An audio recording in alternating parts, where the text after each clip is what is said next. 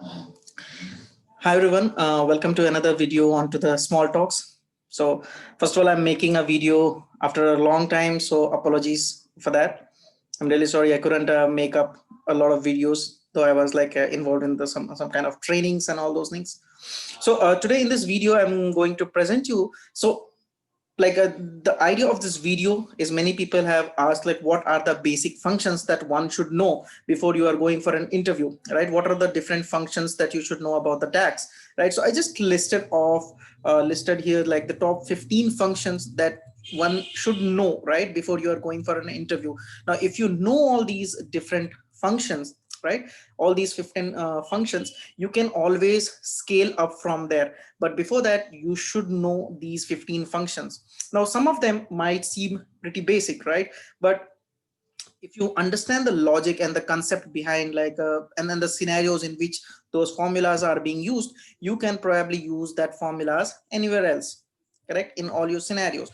So I started with the sum, count and average. Those are the pretty basic functions that one should definitely know. And if you are coming from an Excel background, then definitely you would be aware of these things. So this is taken care, right? Then the next is sum x, count x and average x. Now I have just mentioned it like sum x, count and average x, but the concept here is to understand or know anything which which is having the x at the end.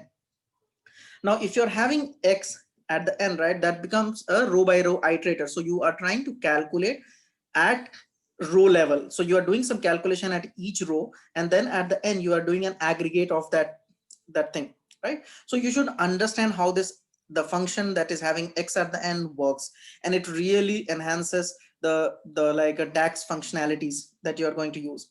Next is distinct count. Now in Excel you won't have that formula, the distinct count, but distinct count literally gives you the unique count of certain thing. Now you can use this, you can also get the result without using this function, but you should know about this because sometimes you have to create, you have certain scenarios wherein you need to use this formula to get that result.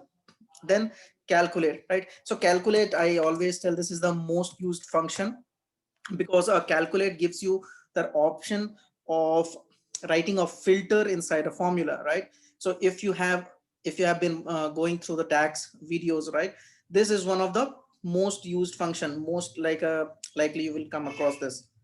So calculate is at the number 5, though even though it is the most used function, but I have kept at the 4 reason because like these are the basics that you should definitely know before you come on to the calculate function. Then the next thing that is there is filter.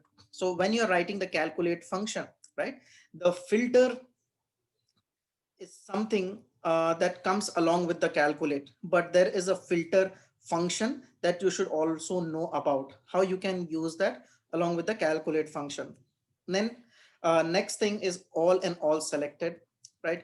The most confusing functions of the entire lot. Now many people don't understand that difference between how to use this all selected, all except. So I'll make a separate video on that. Excuse me. So how you can use this all selected option, so you can learn about the all selected option, and it will, like, once you cover this concept right about all and all selected, most probably you should be able to understand the other things also. It's that complicated.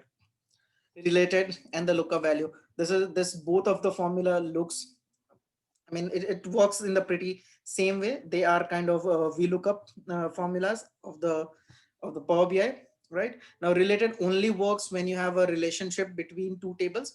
Lookup value is exactly like a VLOOKUP. Then the next come is the time intelligence functions that we have in Power BI to calculate total MTD, QTD, YTD kind of stuff. So you should know about that. The next come is the selected value. Now I prefer using selected value for creating dynamic title, and also it sometimes helps in when we are writing the if conditions. So that time it helps.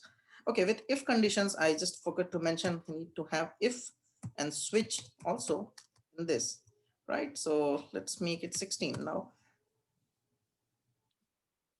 Now, after the selected value, we have something var. So var a return. Now, this var return is actually keywords that you have to use when you are creating a variable. So it is like you have to write var at the end, and then in the next line, you have to Okay, how to write here inside the Excel. So shift, no, control shift enter.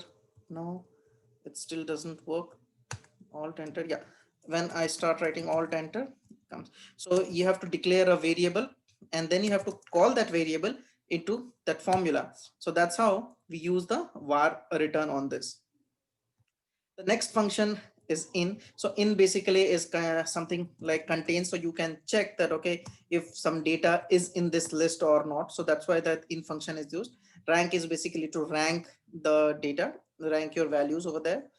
Earlier is little bit confusing kind of thing, but yeah, we can do away with this actually. So if you don't know the earlier also, that's fine. But yeah, if switch, now if switch I have put it at 15, but yeah, definitely this should be a little higher up in that. The main idea of giving you this entire list is to make you ready for the interview, because these are some of the common topics that you should be given into an given when you while you're giving an interview, right? So you will have some of the scenarios wherein you need to solve that using these functions. So that's it in this video. I just wanted to share you like some of the DAX functions which are very, very useful and you must know before you go for an interview. Thanks everyone. We'll see you in another video. Thank you.